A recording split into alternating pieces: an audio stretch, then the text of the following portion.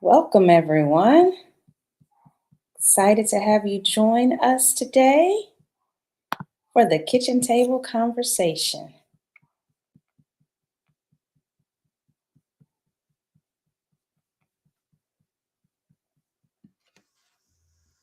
As Hmm. you are entering, I want to invite you to take a look at the ticker, share your name, your pronouns, your place, where you come from, and this question. Reply. As an anti racist leader, how are you tested in testing season? And we're thinking about testing season in educational institutions like schools and school districts. And, colleges and universities are also in that testing season also because they're closing out the school year, right? And I am excited to welcome our guest co host, Mr. Bavu Blakes. Say hello to everyone, Mr. Blakes. Hello, everyone, honored guests, and everybody else. Good evening to you. We're going to give everyone an opportunity to get settled in, get your food ready, get your thoughts ready, and I'm going to share my slides here in a minute. Let me get my screen ready. I see the good doctor in the chat. Thanks for tuning in, good doctor. Welcome, good doctor. The good doctor. How Uh, about that? Welcome. all of these brilliant cultural studies and education PhDs. Oh, yeah. Shout out In to good, Courtney Robinson in good company. and the esteemed Right Reverend Dr. Blakes. Thanks for joining us.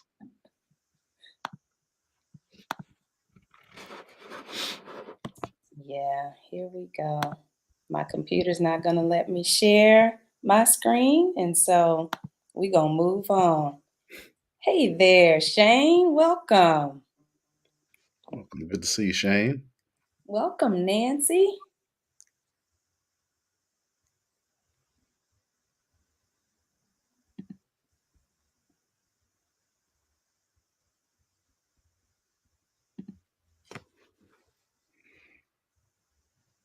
Mm-mm-mm.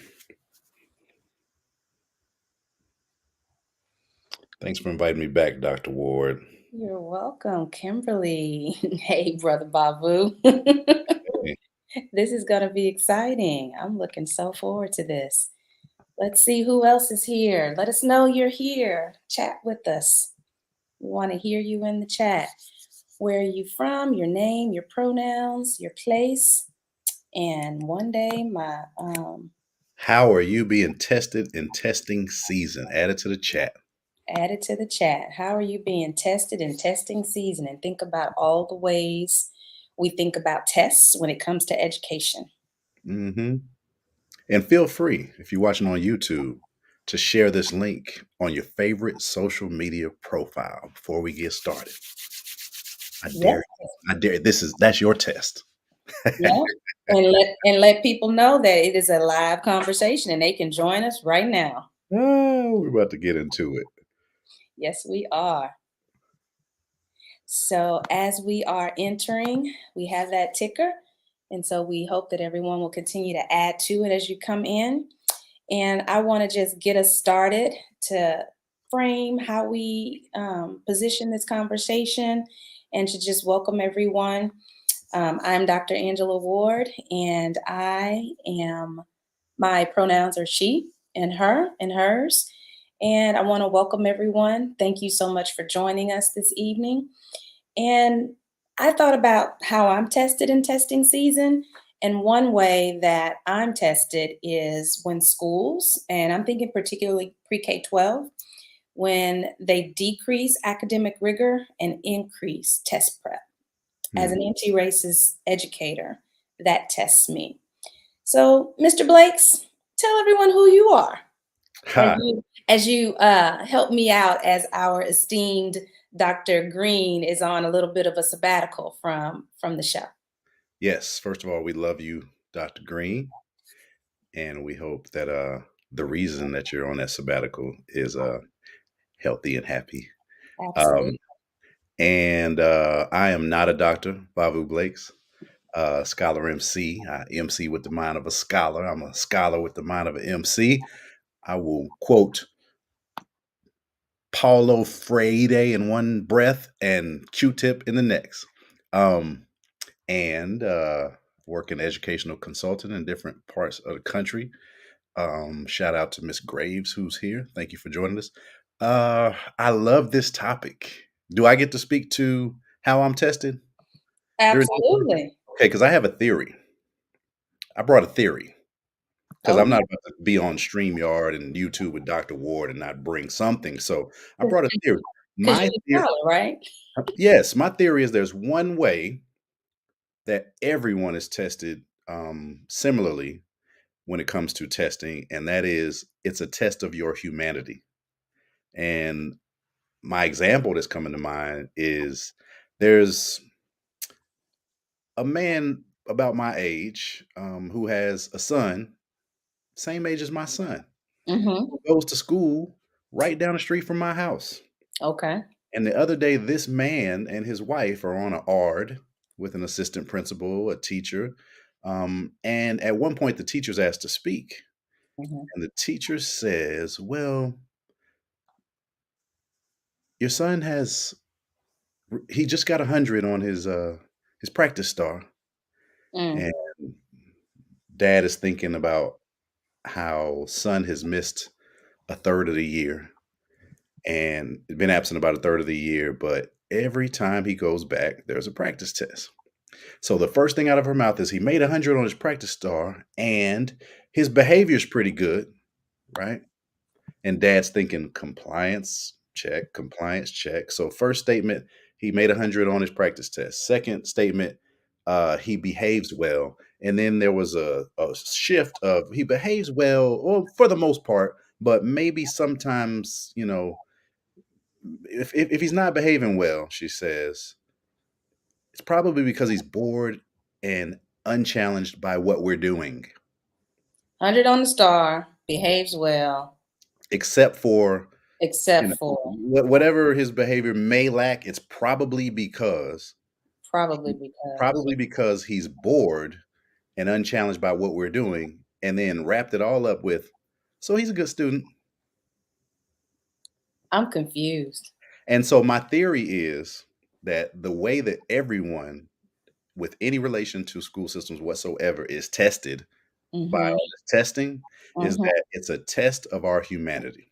Mm. That's my theory tonight. Man versus machine. Okay, so we're Mm, gonna get into that in a little bit. So mhm, Mr. Blakes has set the stage for this mm. conversation. And so, real quick, I want to make sure that you recognize that we are sharing collective space with you. We position this as a kitchen table conversation because we just showing up as authentically as we know how and bringing ourselves to this conversation. And we invite you in the chat to ask questions and engage with us in this dialogue. We position this work deeply in inquiry. We position this work unapologetically in our lived experiences as educators.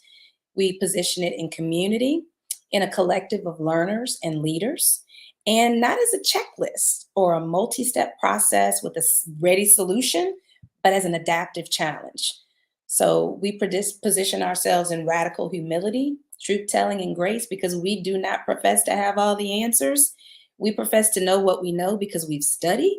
And when we learn new things, we share what we're learning.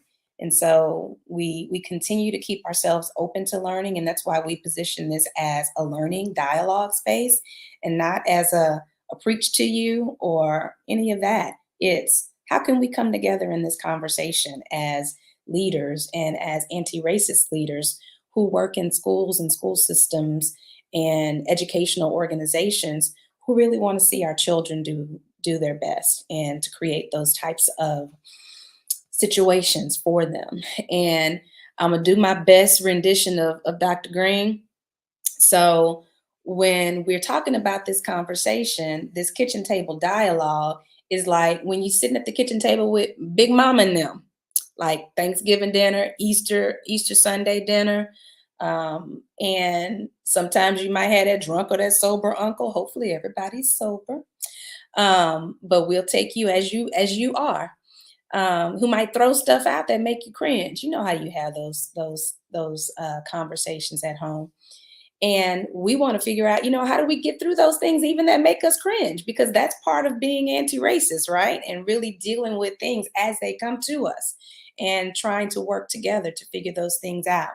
Mhm. And so our why for this conversation is to really hold space to support people working in schools who have committed to leading for anti-racism and racial equity, to create identity safe schools for students and workplaces for each other as adults.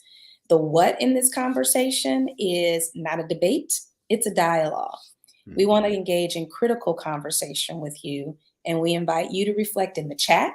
Talk to each other. The chat is open. We invited you to sign into your YouTube accounts so you can see each other and you can dialogue with each other and you can even catch up to each other after this. This is an opportunity for you to engage with each other. And I want to offer this land acknowledgement because it's really important that we share that we come to you from Central Texas on the ancestral lands of the Tonkawa, the Karankawa, the Comanche, and the Coahuiltecan. And as anti racist educators, we recognize that this land and this land acknowledgement is a small step toward redressing the stories and practices that erase Indigenous histories and the presence of Indigenous peoples in our current reality. We recognize our responsibility to hold space for the histories, the current day reality, and ongoing history of Indigenous peoples. We share this land acknowledgement to urge you to learn more about the Indigenous communities where you live, lead, and work. And so Mr. Blakes has this quote that, had I been able to share my slides, would have been easier for you all to grasp, but I'm going to take my time and post it into the chat because it's a long one. But I'm going to read it out loud and then we'll engage in this conversation that Mr. Blakes has just laid out on the table for us. And so the quote is from, say the name, Mr. Blakes. Ajay Akoto. Thank you. I.J. Akoto from the book Too Much Schooling, Too Little Education. And I'm going to stand up and show my shirt because I think this book was the impetus for this shirt. Education is way more important than school. Hip hop grew up. That's Mr. Bavu Blakes' organization. Hip hop grew up. Did I say that right, Mr. Blakes? Well, actually, after I pressed the shirts for the first time, my wife pulled this off the shelf and was like, Gotcha. "You need to read this." I was like, So it was in "Sure- reverse. I sure do." It was in reverse. Yeah, I mean, and that's the amazing thing about almost any type of work or any area of knowledge is it probably already exists in like Mhm, amazing fashion, and we have experiences, and then we think we're discovering a thing, and we are in our personal way. But it's kind mhm, of like if somebody joins a faith community or mhm, joins a religious group or something. It's like mhm. mm, that was already there. Already That's there. just when you discovered it. And that You and know? that's the beauty of approaching this work with humility, recognizing that we think we know, and Yes. often we're just recycling information that may have just been passed down or may Yes. have been said, something may have been said in passing that stuck in our heads or in our subconscious that Yes. we at some point, brought out in context of something completely different. So thank you for that clarification. But Yes. I love this shirt because I believe what it says, that Mhm. education is way more important than school. And so, in this quote that you offer for our conversation, the author of the book says, the ends or goals of any pedagogy parallel or echo the overall goals of the educational system of which they are a part. That educational system itself must serve to perpetuate the nation state and the underlying cultural reality that spawned it. As a consequence, the assumptions and principles that are fundamental to that nation state and its dominant culture will be found in the methodology its agents use in the enculturation of all the society's members, particularly youths, and in every available medium. Education stands in the same relationship to the national culture as childbearing stands to the human species. That is, it assures perpetuation or permanence and continuity. The character, composition, direction, and vitality of education, like those qualities in human progeny, issue directly from the parent's essence. In the case of education, these qualities flow from the historical continuum that lies at the base of the national culture. And I'm going to slowly put all of those words into the chat because this platform only lets us put a little bit in at a time. So that is the first part. And take it away, Mr. Blakes. Hmm. Well, I chose this quote for two reasons. And I would say the main reason I chose it is because it really frames this man versus machine concept perfectly, right? Because there's a generic or typical line of discourse that says Dr. Ward and Bavu show up and get on a live video and kick the star back and forth like a soccer ball, right? But no, as you said, we're coming for a more critical analysis, which means we have some things we need to break down. And I think the first thing that we need to break down is that a school system, right, is going to perpetuate the identity of the nation, this and this consensual cultural reality that it comes from. So we could go into the history of, the factory system and why public school exists and who it was created for. But why say that when we can talk about education? And so what Baba Ajay is saying, he's the founder of the first school I ever went to in my life. And it was cool to find him in a book I was reading anyway. And I'm like, oh, I know him because he founded Watoto Shule the year I was born. But he's saying that the methodology its agents use, right? So let's say teachers, and a teacher is forced to test, practice test, post test, review test, fake test, real test, midterm, the boy, the moy, the lack of joy. But he compares what happens in a school system, right? He says the school system is to the cultural context as a child is to its parent. So whatever the historical, political, social background, and as an extension of that, our consensual social reality, right, is what's feeding what's happening at schools. And I think that's super cold and super poignant because Mhm. people ask the question sometimes, why is there so much testing? Mm. And what he's saying is whatever the mode is in a school system or in an educational system, I'm reluctant to say it that way, but he's saying whatever the mode is, it comes from is context. Mhm. So whatever the status quo is in a school system is the status quo in the larger system Yeah, that the and school system and is but a part of. and the status quo in public school systems Mhm. particularly Mhm. is standardization, and it harkens back to the standardization and industrialization of this nation, and Yes. ultimately capitalism, right? Well, it's a drug addiction, I would say. Say more about that. I listen to Bomani Jones talk about sports, and when he's in love with a team that's no longer worth much, he Mhm. says, "Oh, you need to get off that narcotic." Right? Okay. It's a joke, but it's Mhm. like you're addicted to a team that's For not doing sure. anything good for you. Mhm. So I think that standardization and standardized testing is something that the system is addicted to, but Mm. it's gone so far that you're about to burn holes in your nostrils and OD and die. I I Mm. I don't think, well, I know it didn't start the way that it's going now in 2022. I'm Mm. not saying it started off virtuous. We could pull probably the most virtuous quote ever from our then governor George W. Bush as far Mhm. as setting this thing in motion about Mhm. what the bigotry of the soft bigotry of low expectations. That's beautiful poetry. Like whoever wrote that Mhm. did George W. Bush, like had him sounding great. But the point that I'm making is it's an addiction. But back to Baba Ajay's quote, it's about the larger status quo. Mhm. So we may go to the convenience store because it's right around the corner, Mhm. right? To get some tissue or some bread or some milk or whatever, some junk. But we know that if we're going to a convenience store, Mhm. there's a cost associated with that, Mhm. right? There's the convenience tax on top of it. And so I'm comparing that to the way the standardization is now taxing every human within the system. And basically, the cost is your humanity.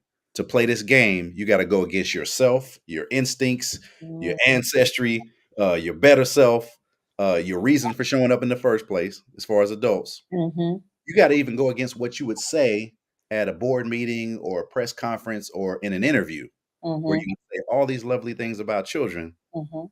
but then you got to go back to basically a standardization factory. And So, so when you say you have to give up your humanity, you're talking about anti-racist educators.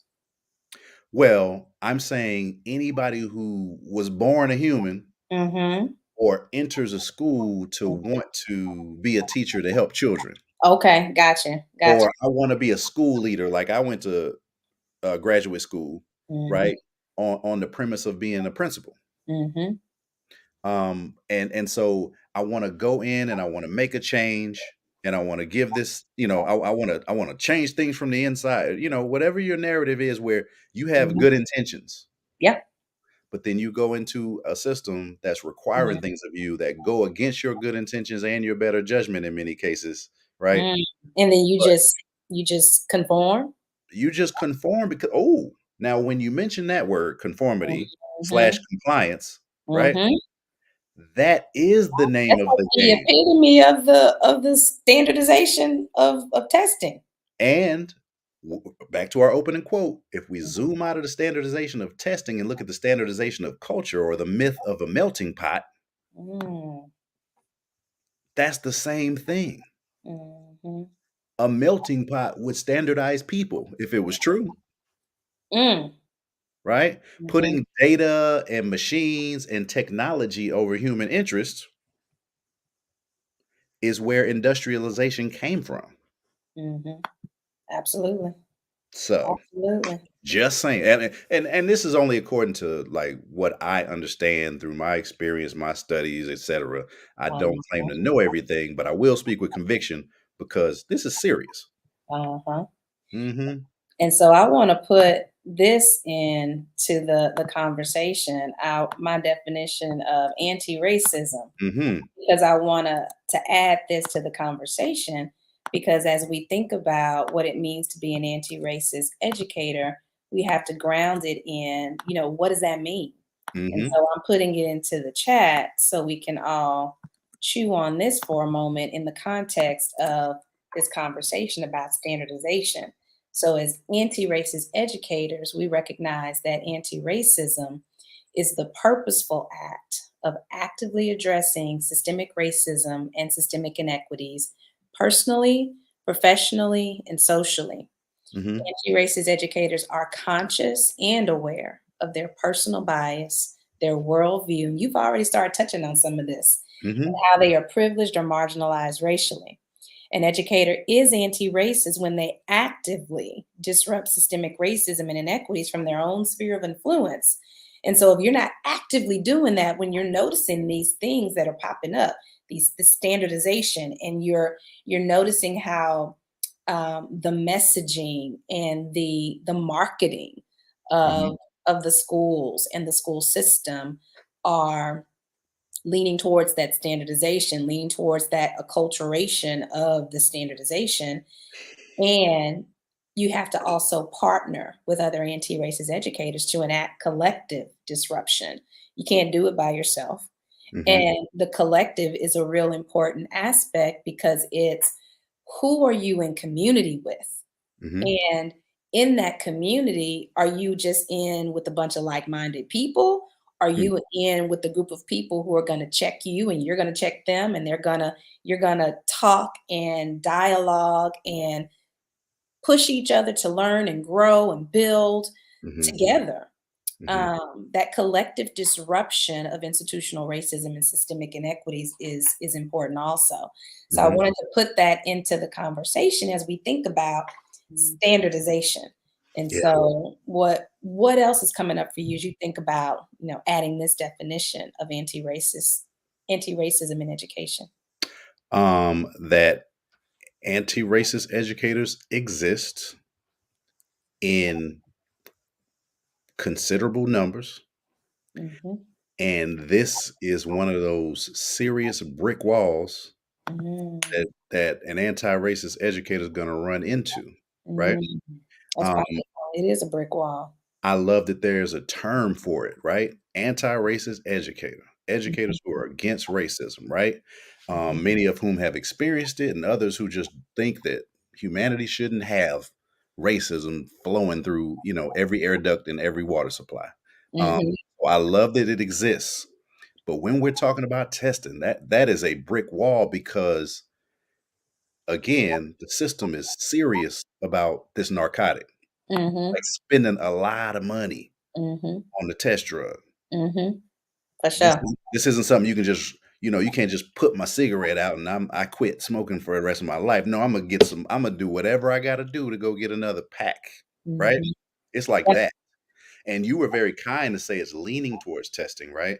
And that reminded me, just to ground myself, to remember to be humane, to be compassionate, to think about how this is about people. Because Mhm. the first thought that came to my mind is leaning towards, that's super nice. It's more like the actual nucleus, you know? Uh-huh. It's like It drives your work. when you're an addict, right? Mhm, That substance tells your body what to do and when mhm, you need more of it. And mhm, I didn't show up with that analogy, but I really think that that is how bad it is when it comes to testing and mhm, how it impacts folks' humanity in systems. If we and could talk the teachers, we could talk about the students, but mhm, any human involved in this system is being impacted in a way where there's a judgment call. And then on top of that, we have the COVID situation that's mhm. happened for the last 2 years. Yep. So standardized testing was a pre-existing condition. Mhm, And now COVID is hitting this system in a way where a lot of these anti-racist educators are like, I got to find somewhere else to be. mhm. Not all of them. It's It's testing testing. anti-racist educators to the hilt, and it's like, I can't continue to push against, and I think a lot of the times when we feel like we're hitting that brick wall is because somehow, some way, our community has either disbanded or Mhm, lost connection or whatever the case may be, but you can't do this work by yourself. And what I notice is the people who are like feeling the most burnt out are the ones who can't seem to find that niche where there's a mhm, group of people that help remind them that it is humane to be mhm. anti-racist in these school systems, right? Right. And I think a lot of teachers that I've worked with that I know feel degraded by still having the expectation to keep pushing testing in Mhm. 2022. And it's like we saw how, and I talk about this all the time when I talk about when the world shut down Mhm, to help save lives. The mhm, world shut down. School shut down, and when we came back in a way that allowed students, teachers, families to ease into a situation that made them feel comfortable mhm, because literally everyone's lives were at stake. mhm, And we found innovative ways to connect children to learning mhm, because we had to.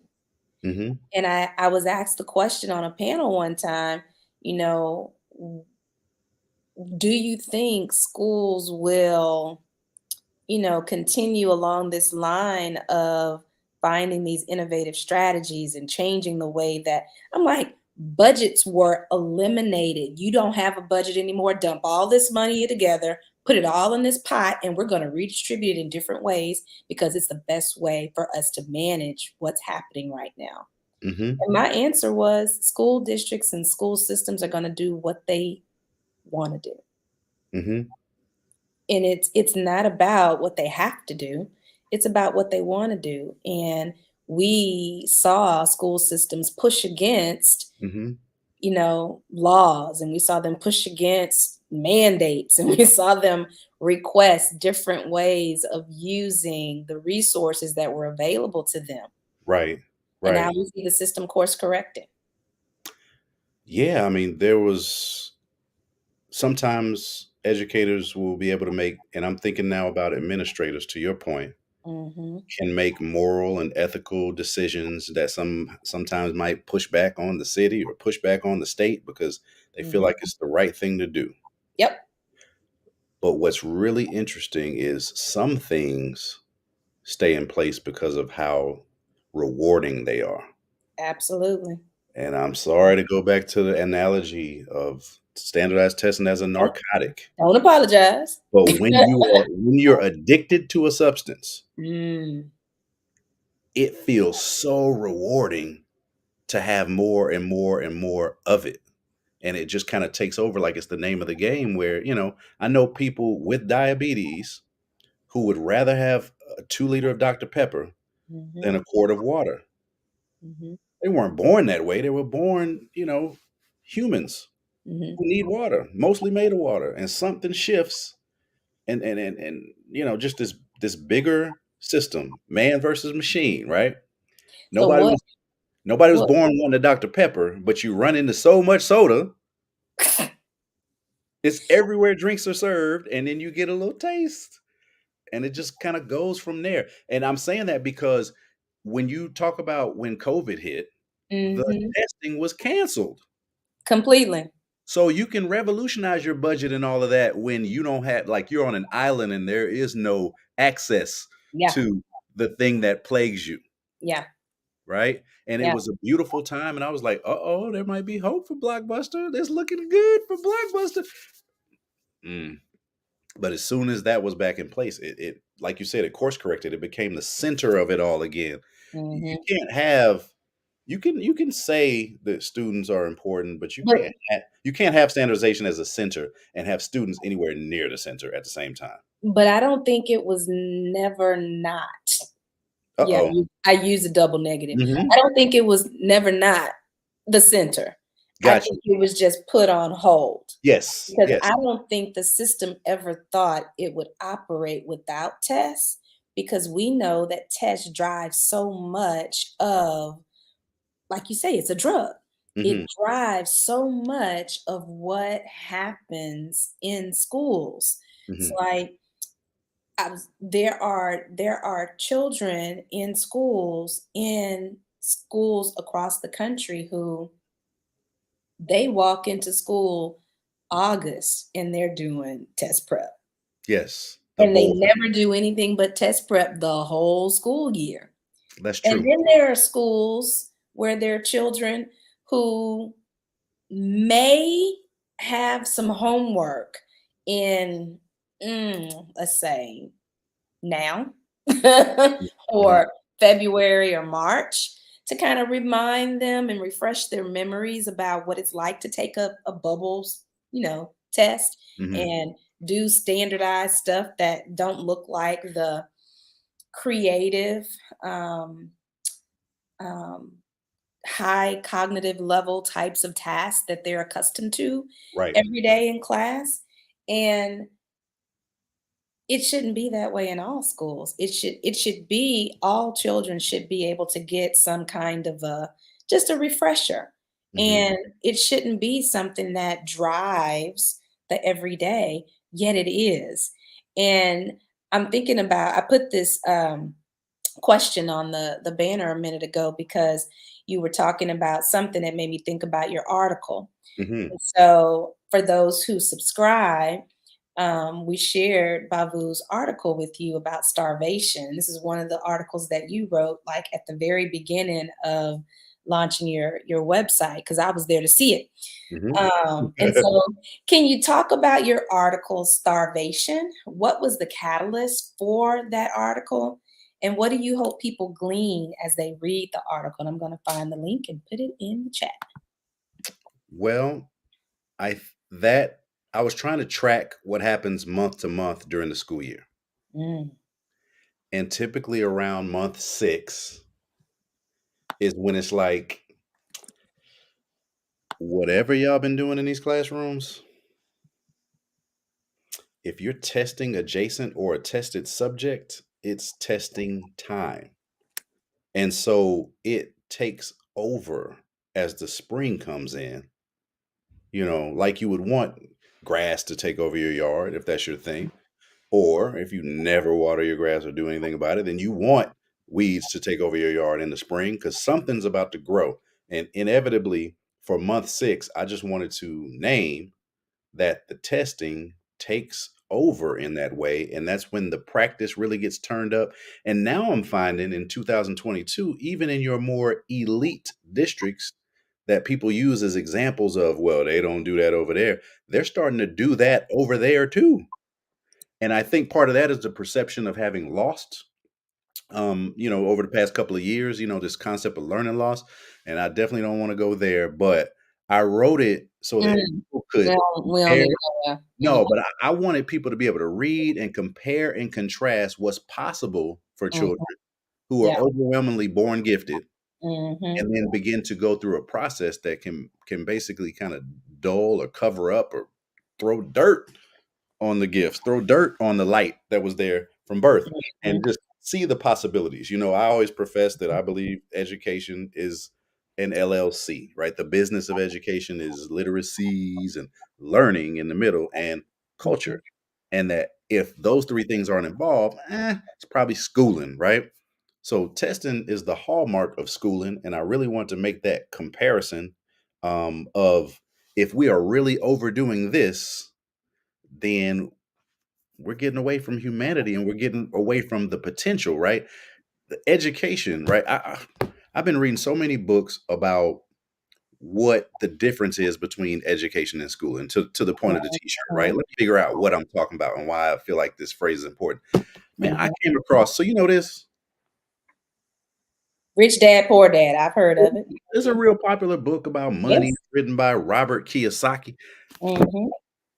in 1990 Right? 1993.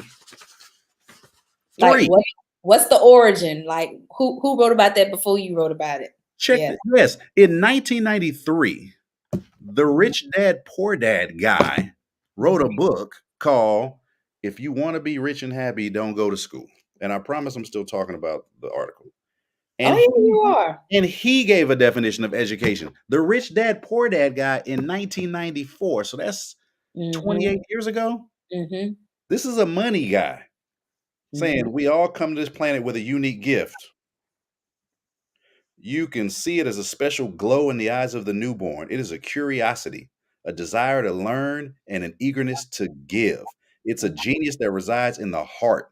The true purpose of education is to marry this genius or gift with the mind so the person will be able to fulfill his or her purpose or destiny on this planet. Once mm, we have identified this gift in ourselves, it mhm, will oh, my eyes. Direct us to learn what we must. This is a lifetime process. So, mhm, A, the children are born gifted, mhm, and B, they need to learn in a way that is practical for them to make their way in this world. mhm. And that's not a multiple choice concept. No, it's not. And how are you going to access the students' gifts if they're in that type of school that's doing test prep year round? Right. It's going to be standard, and no person is standard, Mhm, right? You and mhm, I are friends. We're culturally similar. We've worked together for a few years now. mhm, But you can't give Dr. Ward and Mr. Blakes a standardized anything because we're gonna see it differently and we're gonna do it differently. So If that doesn't work with the highly educated people, Mhm. what's it gonna do for an 8-year-old? And I Yeah, just want to point that out, that ultimately it's a test of humanity. I yeah, couldn't and say it more succinctly then, but I say it like that now. mhm. And That's when you think about 8-year-olds, I had my husband laughing the other day. I was like, "Do you know how humbling it is to teach first graders?" First graders remind you that you don't know nothing. yeah. You're not as smart as me, I'm smart. I know everything.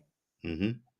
Especially when you're the kind of teacher that shows them that they are special, that shows them that they are unique, and that pushes them to find the ways that they are special and unique and develop that efficacy in them and that advocacy in them. Mhm. And I was the teacher that really I told my students, correct me. If you see something I do wrong, say something. Mhm. And I would mess things up on purpose and wait just to see if they would do it. Mhm. And it took probably a month, if not longer, for most of them to say, some of them are like, that's not right. And let me show you how to fix it. But the Mhm. majority of them were like, well, in pre-K and kindergarten, we couldn't do that to our teachers because we saw all kinds of wrong stuff, but they didn't let us. And so that starts as early as kindergarten and pre-K. By the Mhm. time they get to first grade, and they're supposed to be mastering reading, Mhm. mastering comprehension, and developing that level of agency. Mhm. You have to reteach agency so that Mhm. they can blossom into the unique learners that they can be and they should be. And Mhm. you have this quote in your article. We were planning formative and summative assessments. We were saying what a suit would want to hear. This is when the superintendent walked in. So Mhm. he replied, well, you don't fatten a hog by weighing it all the time. And I even remember, there was one year in particular, because I think it was my first year teaching first grade, where we were required to give our first graders like the ITBS test or some Mhm. crazy thing like that. So Iowa test. I'm like, I would test the basic skills, I Mhm. think. And I'm Yes. like, I got children who still have trouble holding a pencil, and I'm trying to help them learn the motor skills to actually hold a pencil, Mhm. and you're expecting them to sit and bubble in bubbles on a Mhm. test page Yes. for hours at a time. And I about lost it. I'm just like, there's no way some of my students can do this. Others, they're like teacher pleasers. What you need me to do? Oh Right. yeah, this is fun. I'll bubble in. But the standardization of teaching, excuse me. Ah, Woo, excuse Bless me. Thank you. The standardization of teaching limits the ability of children to be in that creative space, to be in you. that space where they can blossom into the unique. Um, I don't know. It just took me back thinking about fattening a hog and weighing it all the time. And so we went from the ITBS test to you need to do TBRI. Mhm. You need to do what was the other? There were so many other reading tests. Mhm. And one thing that I appreciated as a balanced literacy teacher was being able to sit with my students and read side by side with them Mhm. and track how they were decoding and rethinking how they were, learning words and reading words. Mhm. But if you have standardization, you're not able to attend to that very detailed aspect of helping a child understand the cognitive scaffolds of learning to read, learning to write, learning to, Mhm. I do. I do. so talk a little bit more about that fattening the hog by weighing it all the time. Well, if you wanna gain mass, That is a matter of diet and exercise. Mhm. So, and it's hilarious, right, that he's essentially calling students or student measurement a hog, right? Mhm. Which is true because the Mhm. way the system is set up, and I have to separate the way things make me feel from whether or not they're true. And Mhm. in this case, it is true that Mhm. each campus and district has to present the hog, the test data, Mhm. like to the county fair or the state fair or whatever you want to call it. Like that is what you're judged by. Wilbur. Was Wilbur like a hog that in Charlotte's Web? Did they take him to a fair? I I don't just remember who was the pictures of the people. I don't remember none of the names. I just know that farmers raise hogs either to slaughter them for lots of food or you take it to a Mm, fair and have best in show. But either way, you want a big, plump hog. Nobody's mhm, proud of a skinny mm-mm. pig. That's And true. so when he said you can't fatten a hog by weighing it all the time, Mhm. measure, measure, measure, measure, measure doesn't make it grow. No, it doesn't. And what really concerns me about students that I know, that I've worked with, that I've Ms. Wilbur. parented, is that standardization avoids appropriate education for most.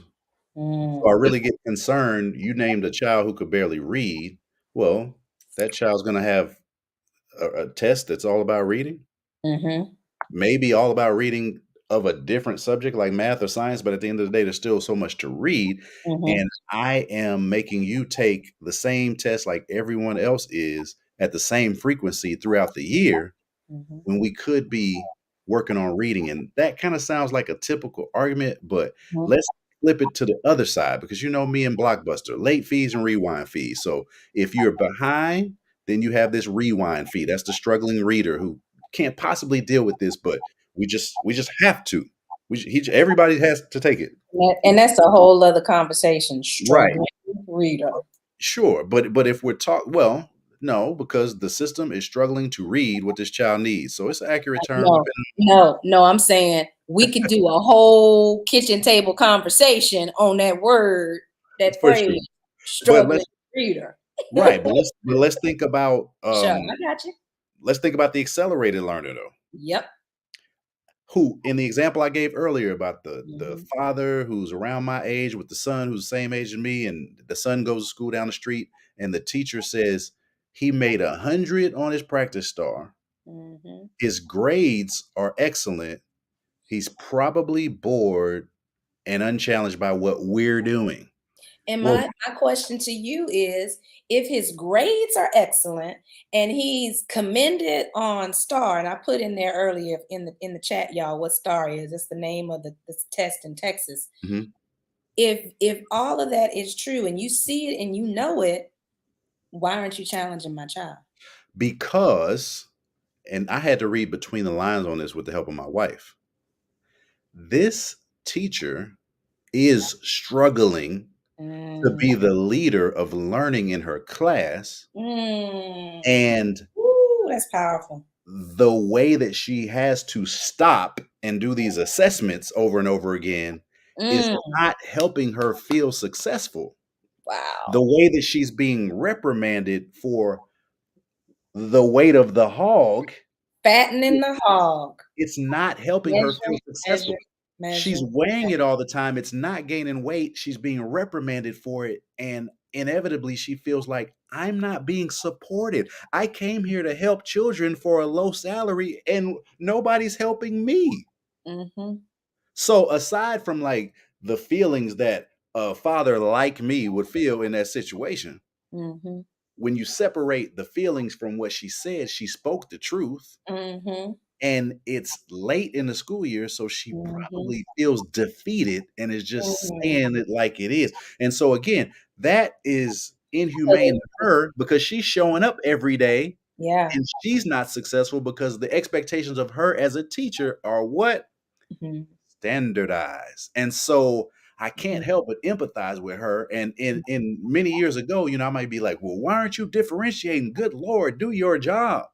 mhm, But when I look a little deeper and I think about my experience in the classroom and my experience working with educators, the ones that I know and the ones I've worked with and the one that I put myself in that situation. She feels like a failure and like no one is helping her to win, which is No. the same way that the Mhm. students at the so-called bottom and the so-called top, right? Everybody but the bubble tends to feel when they have to take another one.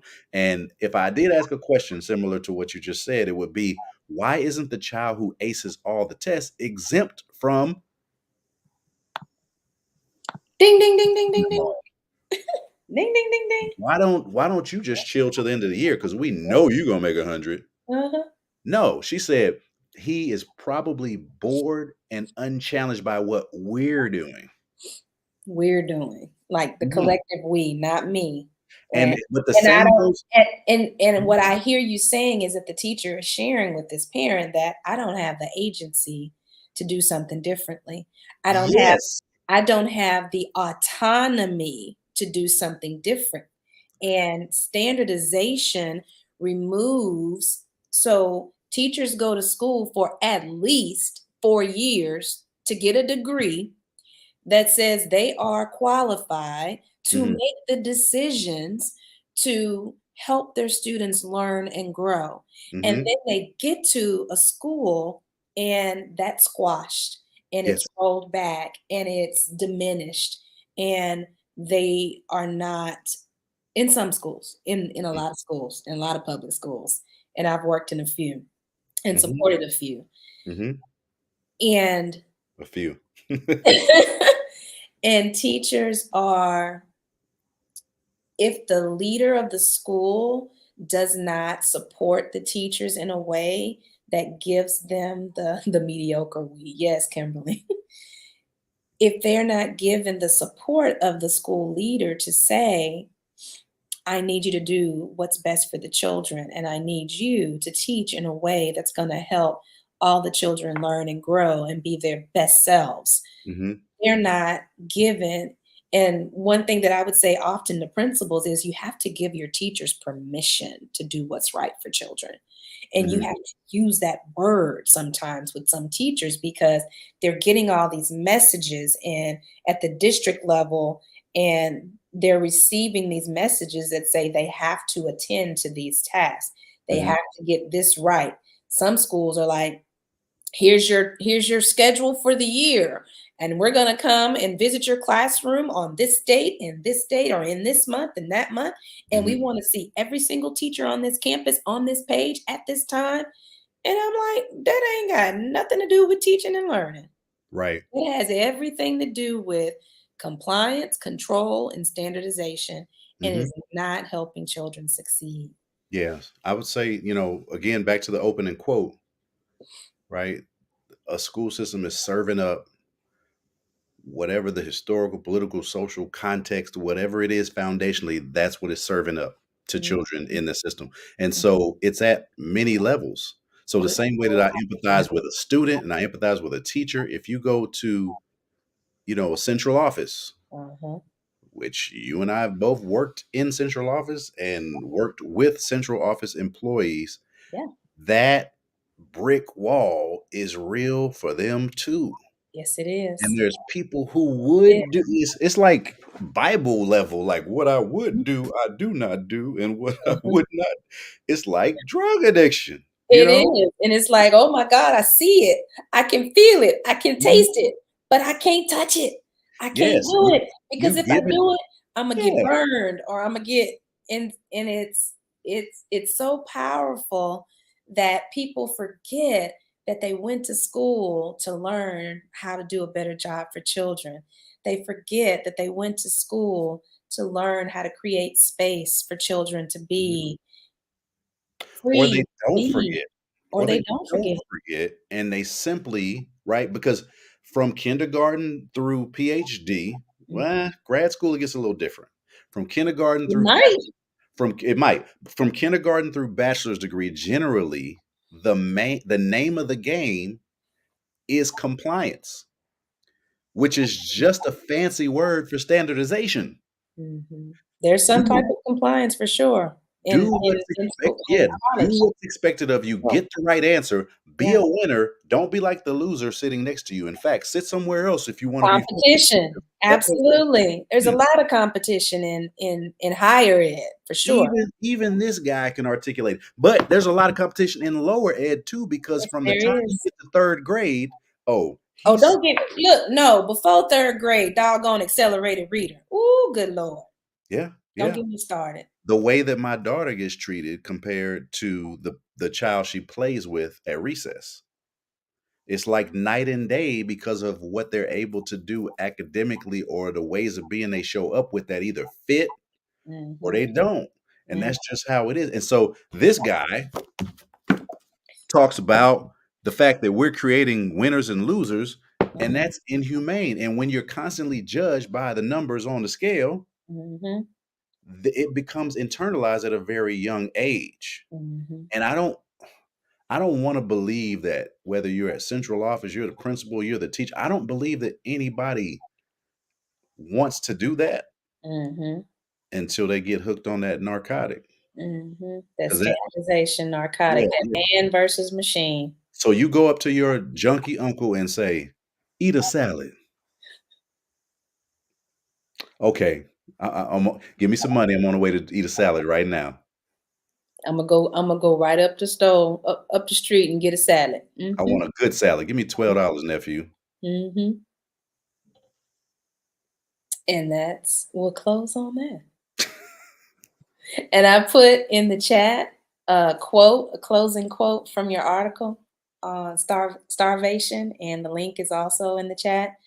I will Mm, not argue much against standardized testing. Measurement is not all bad. We're not saying it's bad to measure. I even talked about how I measured students with balanced literacy. Yet every school district with year end scores as its top priority fails our children by over testing. mm, It also subjects campus staff, especially teachers, to weeks of boring silence and months of serious pressure, yet the outcomes remain predictable. mm. So that's where we will close out. I don't know if I Yeah. showed those. Make sure they show. And that's all we have for you. Oh, look at that. Look at that. What? That What?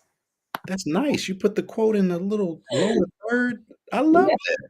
So there's the first part. I will not argue much against standardized testing. Measurement is not all bad. Yet every school district with year end scores as its top priority fails our children by over testing. Mm. It Why also not? subjects campus staff, especially teachers, to weeks of boring silence and months of serious pressure, yet the outcomes remain predictable. Yeah, I have to call out the people in the chat because they're like, "Thank you, this was good." Mhm. This is when we begin to interact. What's going on? Don't leave. Don't leave.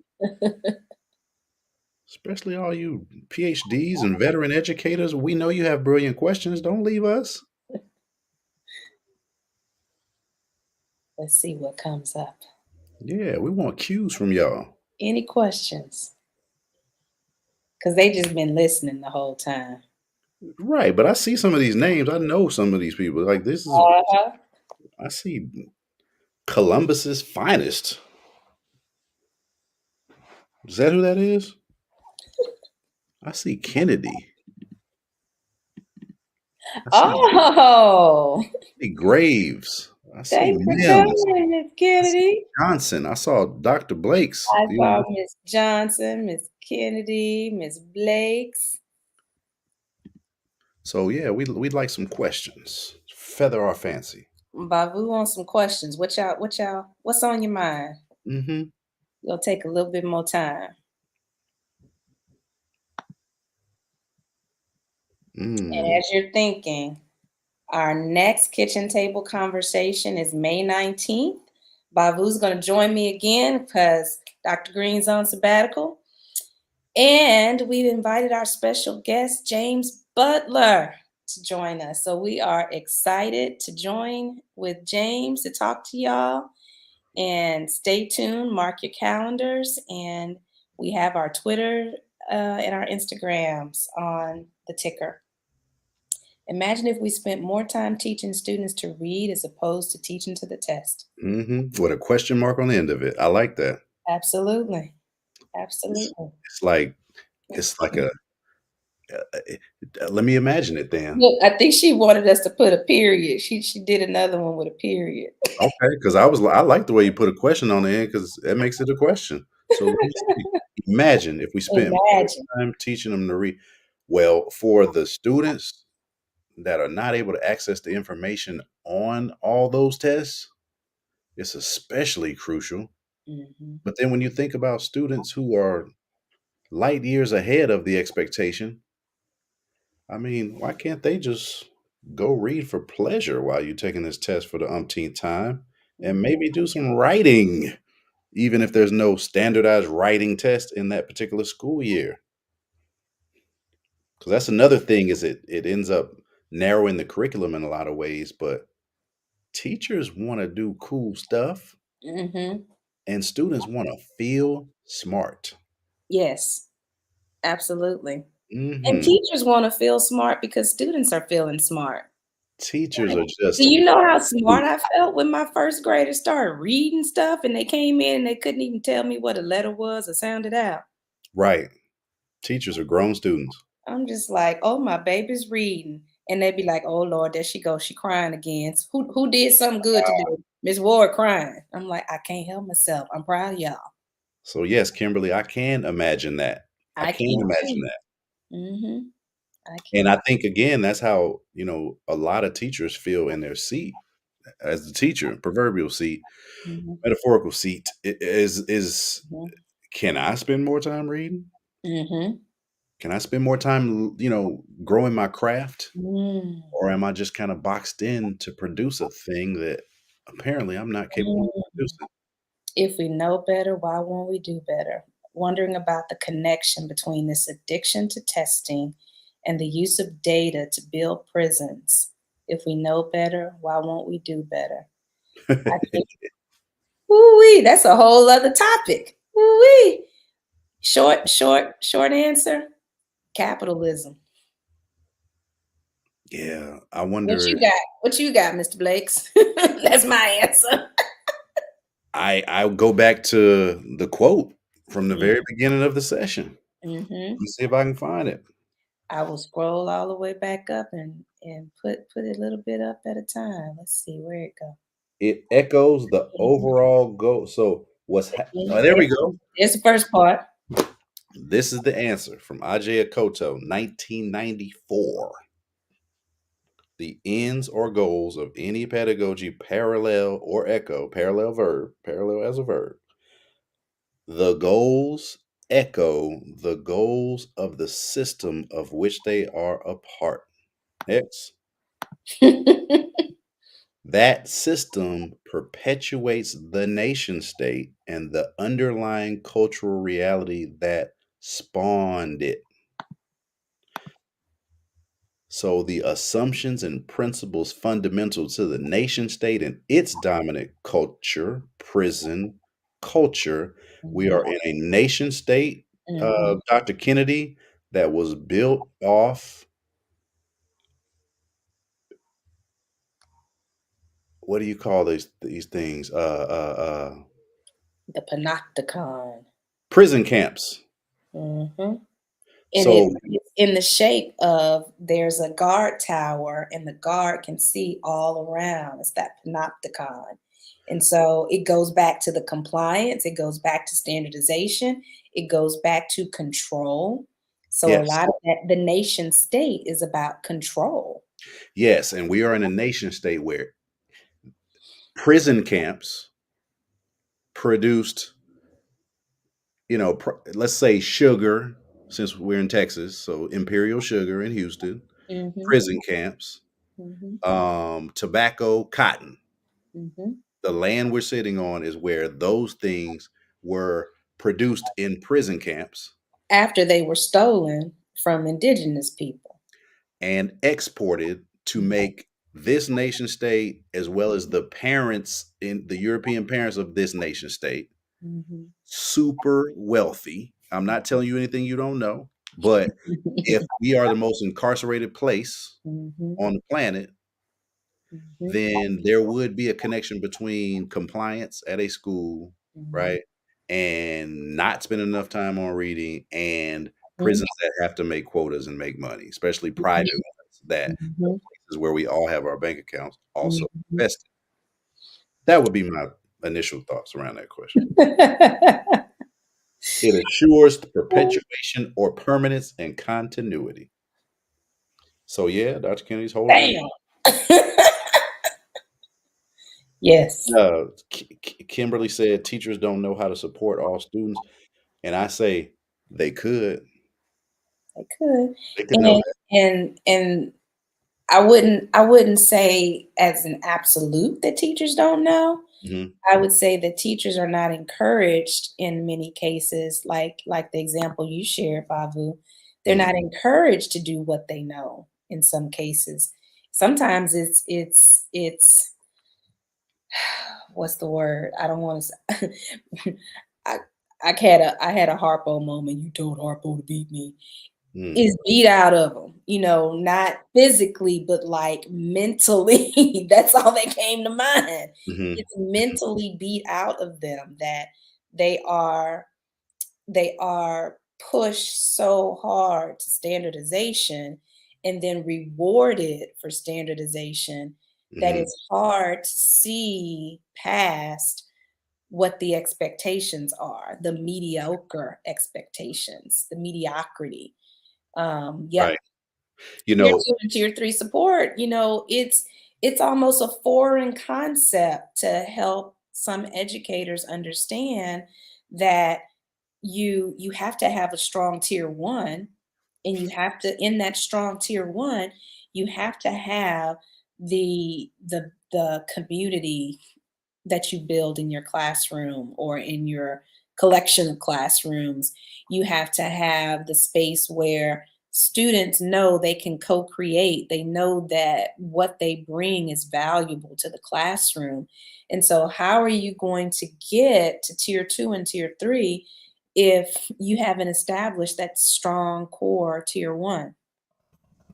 Okay, here's some more questions too. What you got, Babu? I'm reading questions. I was adding to what you said, the teachers who do great work at tier 2 and tier 3, so to speak, Uh-huh. they Uh-huh. win awards, and Ah. they're on the news, they're teacher of the year, Uh-huh, but but and James is one of those teachers of the year, so I don't know, maybe yes, that's our topic. but Mm. something allows the system to fall short of distributing Uh-huh. those skills, those Those talents, same those skills abilities. and You've talents. lifted up the person who can do it. You Mhm, lift up the people who can do it. It's kind of like you lift up that student that is bored and unchallenged whenever they get where they were probably going to go with or without you. Then mhm, it's like, oh, he went here. mhm, Yeah, mhm. but Would you that's what I'm agree saying. And then there's the how question far in that from, is? did you see this one? What could an alternative to Uh-huh, standardized testing be? uh-huh. Is Um, it just one? well, I think one alternative is lower frequency Mm, standardized mm, testing. Like, do it when you do it, but mhm, don't do it in different forms and fashions 60 times a year. uh-huh, yeah. Like, mm, And it also, for me, it's how are students able to talk about their learning and articulate to you or to each other, to their peers. At the beginning of the year, I knew this. mhm, Middle of the year, I had grown this much. By the end of the year, oh my goodness, look at how much I've learned. mhm, For me, that's measurement. When a child can say, and they can talk to you about the progression of learning. mhm, They can model through their talk how they went from not knowing a concept to reaching their zone of proximal development to mhm. going over that hump and the floodgates opening in their learning. To me, that's valuable assessment when a child can tell you how they've grown. and Yes. be able to point back to specific, often it's lessons or conversations with the teacher, Mhm. conversations with a parent at home that clicked, conversation with, a peer, or they were on the playground and they saw XYZ, or they were at lunch and the natural connections begin to happen. Those dendrites start firing and they're able to say it or Mhm. show it or do it. For Yes. me, that's the alternative to standardized testing, is creating the structures and processes to make sure that type of knowledge sharing is used by students and valued by adults. Mhm. And earlier, I was using an analogy that if you are strung out on the narcotic, nutrition sounds wrong. You're not interested in it, right? Mhm. But what initially sounds wrong eventually becomes the greatest thing ever, right? Jay Dilla sounded wrong, and DJ Screw sounded wrong, but There's the they are two of fallacies. the most emulated sounds, right? And even though they themselves died young, you hear their sounds emulated by like so many people that we love. So I think again, sometimes nutrition sounds wrong. So my answer to that question, the ideal way to measure a student's academic knowledge, first of all, would be something creative. And I don't Mhm, mean creative like you have to make a painting or sing a song, but I mhm, mean creative like writing is creative because you have to create the words and the order and the design of the words.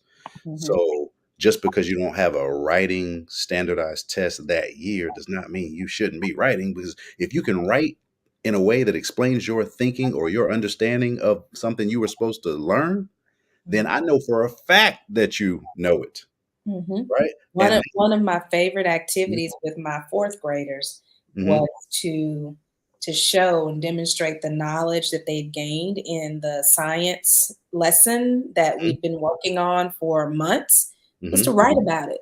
mhm, Because they're tested on writing, and so the best mhm, way I knew to teach them how to write was mhm. to write in context, and so Yes. their science test had a rubric tied to it, and they knew they had to write enough about science to meet all the rubric categories to Mhm. show their learning, See, and that's beautiful. we And it's talked about show interdisciplinary. not tell, and we Mhm, talked about, um really using the conventions of writing mhm. to in the content area. And so for And you me, that was like the most beautiful assessment of their science and their writing. And it was easy to get grades too, because then you could double up. You got writing grades and you mhm. got science grades. But in 3rd grade and 5th grade, where there's not a writing test, Yep. They don't it's teach that, them to write. and see, that And is they don't where teach them to write again until they get to 7th grade. So that's where it breaks down. uh-huh. Standardization. There's gonna be more grades in this coming school year in Texas where you're expected to receive direct instruction of the ideology of Texas history, because Mhm. that will be kindergarten, 1st, and 2nd grade now, as Are well we as still teaching Texas history? I don't know. well, here's the thing, it's been mandated Is in it 4th. outlawed? Is it outlawed now? No, it's previously been mandated in 4th and 7th, Uh-huh. and now that's been expanded instead of 2 grades to 6 grades. It's kindergarten, 1st, 2nd, and 6th, 7th, 8th. But my point is there's more grade levels where you're expected to receive Texas history instruction now than you're expected to receive writing instruction now. And Mhm. so I'm still on this question of, in an ideal world, how would we measure a student's academic knowledge? And Mhm. my short answer would be in relevant ways. So writing's always relevant, right? Mhm. But what other ways do people communicate in the real world? Like, what Mhm. things are they gonna have to know in order to Yeah, be able to, like, view the world and see their place in the world and yeah, transform the world in the ways they see fit? yeah, Those are the things that are supposed to amount to education. So yeah. whatever that is, oral presentations will be fantastic, right? Absolutely. But things that you're really gonna have to do in real life, that's Mhm. what I think assessment should be most frequently. What can Even if you still have to take the standardized test at the end of the year. So I don't even wanna rule that out and crush the brick wall right now, right? Mhm. In my heart of hearts, I'm like, cancel it and sue them. But back in the real world, accepting the real world for what it is, I would say that assessment as often as possible should be something that is relevant to Mhm. your success in life, Absolutely. something useful Mhm. most often, Absolutely. and that would benefit you because you're going to end up with writing assignments what the higher you go in a Alright, school yeah. system anyway. Mhm. Might as well Yeah, equip you for it instead of judge you by it and yeah, say and you're end struggling, can't do it. end of course English tests, you're required to do Mm. She said, writing "What? assessments. So what can parents do to support their children in this current context? Ooh," in the current context. Ooh-wee, that's a loaded question because 'cause you're Well, I know. talking to 2 parents right here, Yeah, and a you lot know? of parents and teachers are exiting. Yeah, public schools. Yeah, But if you're but gonna stay there, how do you support them? but you can't assume that private schools are any different. Well, They just don't have the standardized test, but they have some type of standardization also, because right. they are also operating in a society that thrives on standardization. But, our opening quote came from someone who was a Howard University student, Yep, and they just created their own school with a bunch of other Howard University students. yep, So it's not always like private can look a lot of ways. it can. That's why I say you can't assume that Mhm. all private schools are going to be non-standardized, because Yeah, there are some that still subscribe to that. and for me, as a parent, there is a fear of just jumping out of the window and trying something extremely different Mhm, as if experimenting on my child, as mhm. if I'm not already experimenting on my child by right, Right, children being at public schools. right. But that goes back to the concept of the narcotic. Mm. What I How would so? what I would do How so? because what I would do, I'm not doing yet, and what I would not do, I'm doing and having to contextualize it and translate it.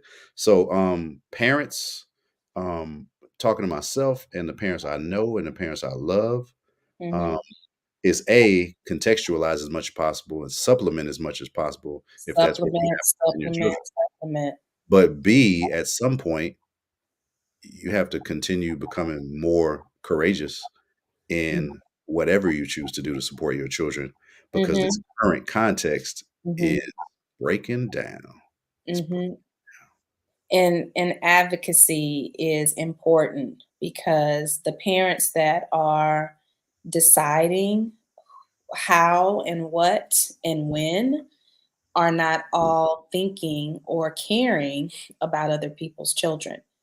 And so, if you're a parent who recognizes that your child is not receiving something because of the current context, you too can go in and have conversations with your children's teachers, with Mhm, the principal, with the superintendent, with whomever it is you feel like you need to make sure that they hear other perspectives. And I'll go back to the definition of anti racist educators when I think about parents too. It takes collective action in this current context. mhm, What we're seeing happening to ban books and go to the state is telling people who are tenured professors they can't teach content that they've been teaching for ages mhm, in colleges. Yeah, you mm, have to really think about what's important to you as a parent, what's important for your children, and you have to do this kind of work if you're going to address it. I encourage you to partner with other parents, because the people who are making the biggest stink are partnering with other parents, and mhm, they're partnering with legislators, and they're partnering with businesses. And believe me, there are businesses and legislators out there who have different viewpoints. mhm, And that's why I say do it in a collective. Don't try to do it by yourself because there's a better opportunity to make sure that all students get what they need if multiple voices come together and have the type of dialogue that will help us hear each other and see each other's perspectives. And I'm not saying beat somebody's door down. I'm really saying come together, think about what's important to you, think about what your non negotiables are, find those people who have like minded intentions, and find out ways that you can come together and address Mm. the things that you feel, you know, as parents who send your children to public school, they're public for a reason. Dr. Ward, Yes. that's good. Okay. That's good. Yeah. 'Cause And it feels so much different when you're thinking for a moment that you're doing something by yourself mhm. compared to who can I. Who can I partner with? That's good. It's too hard, and it goes back to, it takes a village to raise a child. It takes a village to mess up a school system.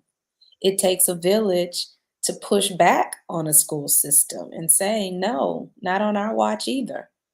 Mm, And so, how can we do it, with loving accountability? Because it's not always done with loving accountability either. mm, mm, mm. That's what's missing also. But yeah, we could talk all night, Bavu. We could, but after that one, Mm-mm. I've lost the desire to say anything. That was a good one. That was and good.